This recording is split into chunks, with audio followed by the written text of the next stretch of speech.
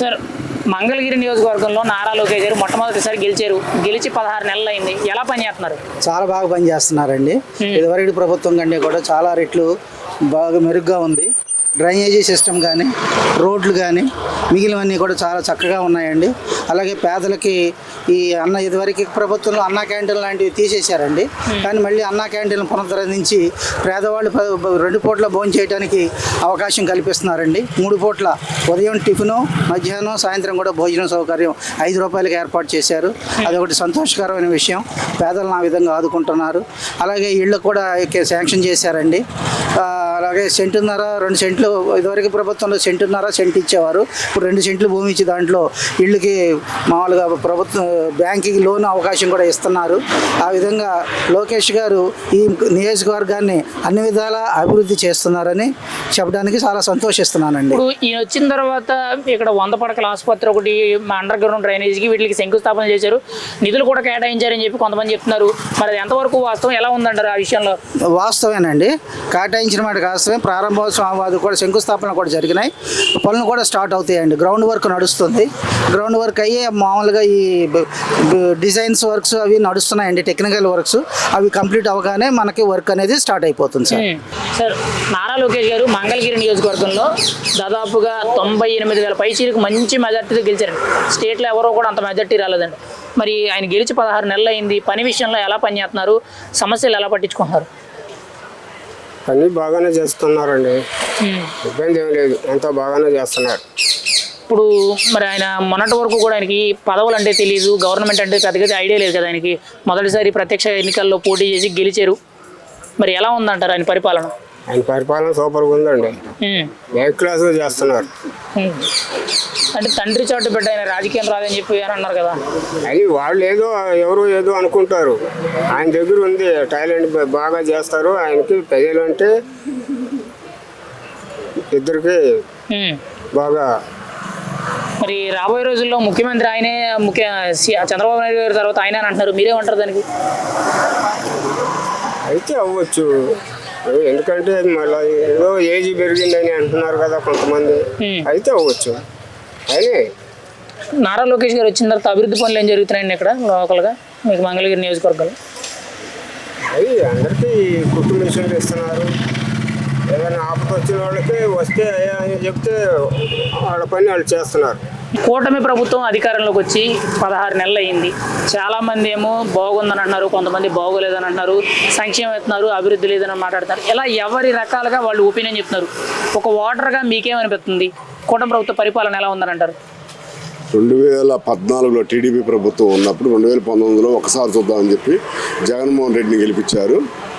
జగన్మోహన్ రెడ్డి ప్రమాణ స్వీకారం రోజే కరెంటు ఛార్జీలు పూర్తిగా తగ్గిస్తామని చెప్పి మాట ఇచ్చాడు. కరెక్ట్గా 1 సంవత్సరం తిరిగే లోపల జగన్మోహన్ రెడ్డి కరెంట్ ఛార్జీలు మొత్తం పెంచడం మొదలుపెట్టాడు. అన్ని కరెంట్ ఛార్జీలు కానీ, ఆ నిత్యావసర సరుకులు కానీ, కూరగాయలు పెంచడం. 2019 చూశాక జగన్ రెడ్డి రాక్షస పాలన చూసి ఆంధ్రప్రదేశ్ ప్రభుత్వం ప్రజలు జగన్మోహన్ రెడ్డిని తగిన బుద్ధి చెప్పారు. 151 సీట్లు కానీ 111 సీట్లకు వచ్చింది కూటమి ప్రభుత్వం వచ్చినాక సూపర్ 6 అని పెట్టారు. సూపర్ 6 మొదటి సంవత్సరం లోపలనే సూపర్ 6 కూడా అమలు చేస్తున్నారు. ఎన్ని ఆర్థిక ఇబ్బందులు ఉన్నా మనకి సెంట్రల్ గవర్నమెంట్ సపోర్ట్ ఉంది కాబట్టి ఎన్ని ఆర్థిక ఇబ్బందులు. దాంట్లో చంద్రబాబు నాయుడు అంటే ఒక విజన్. చంద్రబాబు నాయుడు అంటే ప్రపంచ దేశాల్లో కూడా ఆయన అభిమానులు ఉన్నారు, పెట్టుబడి పెట్టేవాళ్ళు ఉన్నారు. నారా లోకేష్ గారు ఎమ్మెల్యేగా గెలిచినప్పటి నుంచి ఎస్సీల్లో, నియోజకవర్గంలో ఉన్నటువంటి ఎస్సీల్లో అభివృద్ధి పథకాలు చేయటమే కాకుండా పెళ్లి చేసుకున్న ప్రతి ఒక్కరికి, నూతన వధూవరులిద్దరికి బట్టలు మరియు మంగళసూత్రం కూడా ఈ విధంగా ఇవ్వడం జరుగుతుంది. ఈ విధంగా అన్ని రకాలుగా 27 రకాల అభివృద్ధి పథకాలను ప్రవేశపెట్టి మాకు లోకేష్ గారు అన్ని రకాలుగా ఆదుకుంటున్నారు. మా నియోజకవర్గానికి అక్కడ నుంచి చిత్తూరు జిల్లా నుంచి వచ్చి నియోజకవర్గానికి వచ్చి మాకు అన్ని విధాలుగా దేవుడు వెళ్ళి ఆదుకుంటున్నాడు. నారా లోకేష్ గారికి కృతజ్ఞతలు.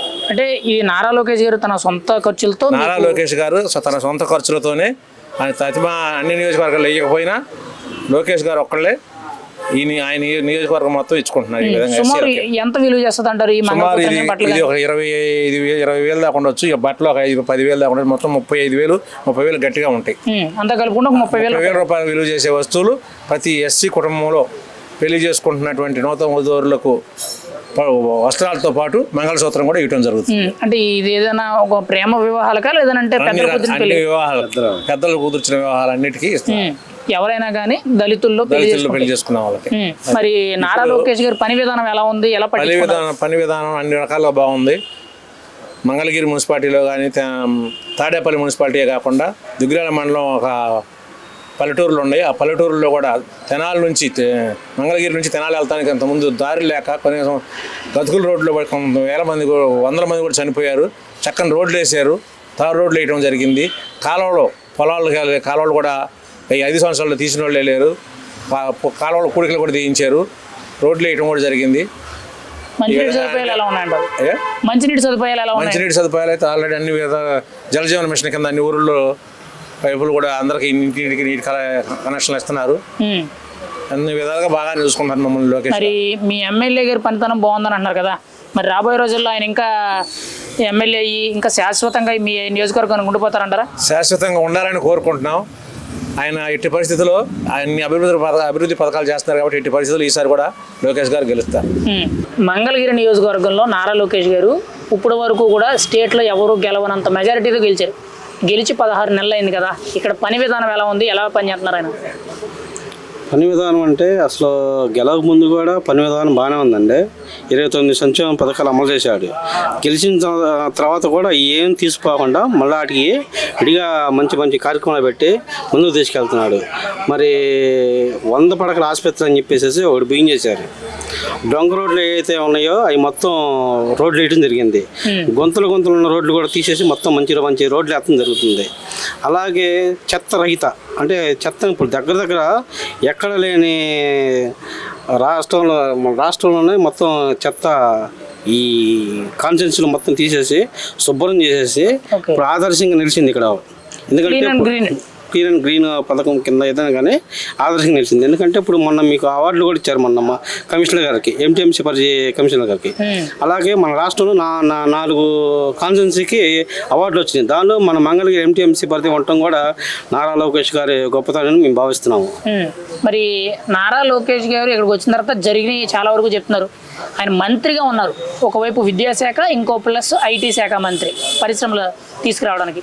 ఎలా పనిచేస్తున్నారు మంత్రిత్వ శాఖల్లో కూడా? ఆయన మంత్రిత్వ శాఖలో కూడా ఇప్పుడు యువతకి క్రీడని ఎట్లయితే ఉంటుందో ఆ క్రీడను కూడా యువతకి ఇవ్వడం జరుగుతుంది. ఆ క్రీడల వల్ల ఇప్పుడు గ్రామ స్థాయిలో ఉన్న, టౌన్ స్థాయిలో ఉన్న, జిల్లా స్థాయిలో ఉన్న వాళ్ళు రాష్ట్ర స్థాయికి టోర్నమెంట్లు పెడతాం. ఆ రాష్ట్ర స్థాయి నుంచి కూడా మన దేశానికి పంపించడం జరుగుతుంది టోర్నమెంట్ ద్వారాగా.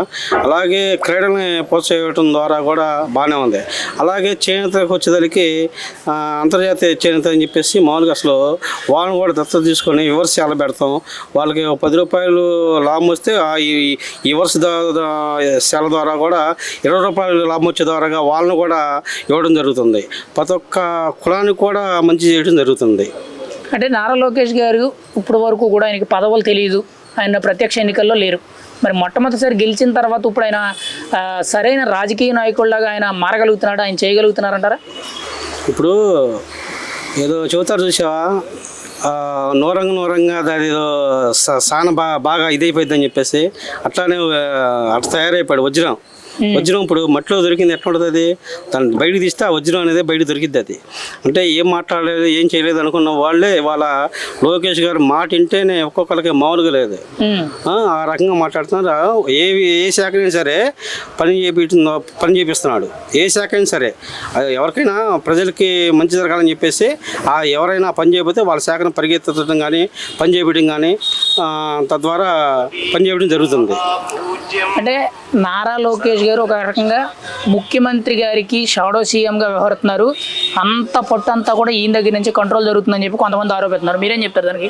అదేం లేదండి, అసలు అదేం లేదు. ఎందుకంటే సొంతంగా ఇప్పుడు ఏం కావాలైనా సరే ఆయన సొంతం చేయాలని చేయొచ్చు, కాబట్టి అట్లా చేయరు. ఎందుకంటే పైనుంచి అందరూ అసెంబ్లీలో ఆమోదించిన తర్వాత ఏ కార్యక్రమం చేయడం జరుగుతుంది తప్పితే రెండో విధంగా అయితే ఏమీ లేదు. రెడ్ బుక్ రాజ్యాంగం నడుస్తుంది, రాష్ట్రం అంతా కూడా భయాందోళనకు గురి చేస్తున్నారని చెప్పి వైసీపీ నాయకులు ఆరోపిస్తున్నారు. మీరేం చెప్తున్నారు? రెడ్ బుక్ అంత దారుణంగా ఉందంటారా? రెడ్ బుక్ ఇప్పుడు సార్ ఏమన్నాడండి, ఇప్పుడు తప్పులు ఎవరైతే చేశారో లా ప్రకారం వెళ్తామని చెబుతున్నాడు. సార్ మంగళగిరి నియోజకవర్గంలో నారా లోకేష్ గారు అత్యంత మెజారిటీతో స్టేట్లో ఎవరు గెలనంత మెజారిటీతో గెలిచారు. ఆయన గెలిచి 16 నెలలు అయింది కదా. అభివృద్ధి విషయంలోనే కానీ పనితనంలో ఎలా ఉంది నారా లోకేష్ గారు? బ్రహ్మాండంగా ఉంది, బాగా ఉంది అన్ని రకాలుగా. ఆయన వచ్చిన తర్వాత ఇక్కడ అభివృద్ధులు ఏమేమి జరిగినాయి సార్? టిడ్కో దగ్గర ఆల్రెడీ ఎకో పార్క్ చేస్తున్నారు. నరసింహ కాలనీలో ఒకటి చేశారు. అన్ని రకాలుగా పేదవాళ్ళకి కానీ అందరికీ ఉపయోగపడే విధంగా చేస్తున్నారు. అంటే ఇంతకుముందు ఆయన ఎప్పుడు కూడా గెలవలేదు కదా, ప్రత్యక్ష ఎన్నికల్లో పోటీ చేయలేదు. గతంలో ఏదో ఎమ్మెల్సీలో నామినేటెడ్లు వచ్చారు, కానీ ఫస్ట్ టైం ఎన్నికల్లో గెలిచి రియల్ టైం గవర్నమెంట్స్ ఎలా చేయగలుగుతున్నారు? చంద్రబాబు నాయుడు గారి పేరు నిలబెట్టే విధంగా ఉంది. పోయినసారే గెలవాల్సింది. అదేంటంటే ఈ జగన్ ఫేక్ వాటి మీద పోయినసారి లోకేష్ గారు పోయారు, లేకపోతే పోయినసారి లోకేష్ గారే రావాలి లెక్క అయితే. అసలు ఆర్కే అనేది ఇక్కడ చేసింది లేదు, పెట్టింది ఏమీ లేదు. ఆడ అన్ని సర్వనాశనం చేయడం తప్ప మంగళగిరి సరౌండింగ్ మొత్తం. మరి నారా లోకేష్ గారు గెలిచిన తర్వాత మినిస్ట్రీ అయ్యారు కదా, మరి అందుబాటులో ఉంటున్నారా? మీ ప్రజలకు ఏ సమస్యలు వచ్చినా మరి ఎంత తీర్చగలుగుతున్నారా? పిఏ గారులు అందరూ అందుబాటులోనే ఉంటున్నారు. మాకు ప్రజా దర్బార్ మొన్నటిదా పెట్టారు. ఇప్పుడు ఆయన అంటే ఫుల్ బిజీ ఇది కదా, 24 గంటల జనాలకు అందుబాటులో ఉండాలంటే ఇదివరకు ఎప్పుడు అందుబాటులో ఉండేవాళ్ళు. ఏ చిన్న సమస్య వచ్చినా, పెళ్ళి అన్నా, ఏ కార్యక్రమం అన్నా అన్నిటికీ. అంటే ఇంతకుముందు నారా లోకేష్ గారిని ఒక రకంగా పప్పు అని సంబోధించడం, తండ్రి చాటు బిడ్డని సంబోధించడం, వెటకరం చేసేవాళ్ళు కదా. మీరేం చెప్తారు ఇప్పుడు ఆయన పని? తెలుగు సరిగా రాదు, మెయిన్ అదే ప్రాబ్లం. ఆయన ఎడ్యుకేటెడ్ ఆల్రెడీ. ఆయన ఎక్కడో అమెరికాలో ఉండొచ్చారు, తెలుగు ఇక్కడ లేరు. హైదరాబాద్లో ఉన్నారు ఆయన.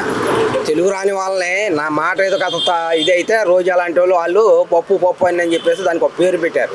పప్పు కాదు, గాడి గుడ్డు కాదు. ఏదో నోరు వేసుకొని పడిపోయినంత మాత్రం వాళ్ళు పోటుగాళ్ళు కాదు, ఏమీ కాదు. అక్కడ చేతిలో చేతల్లో ఉండాలి కానీ ఊళ్ళో మాటలు కాదు. మాటలు మాట్లాడి ఏమైంది? నా ఎస్సీ, నా ఎస్టీ, నా బీసీ అనే పెద్దగా అరిశాడు. ఏమైంది? 11 సీట్లు పరిమితం అయ్యాడు. మాటలు కాదు, చేతలు కావాలి. మెయిన్ ఈ రోజు రాష్ట్రానికి కావాల్సిన చేతలు కానీ మాటలు కాదు అక్కడ. మరి అంతమంది నోటి మాటలతో నారా లోకేష్ గారిని చాలా సందర్భాల్లో వ్యతిరేకంగా మాట్లాడారు, ఇష్టానుసారంగా ఆయన్ని కించపరిచారు కదా. ఈరోజు వాళ్ళందరికీ కూడా సమాధానం చెప్పగలుగుతున్నారా? బ్రహ్మాండంగా వాళ్ళకే అర్థం అవుతుంది అది.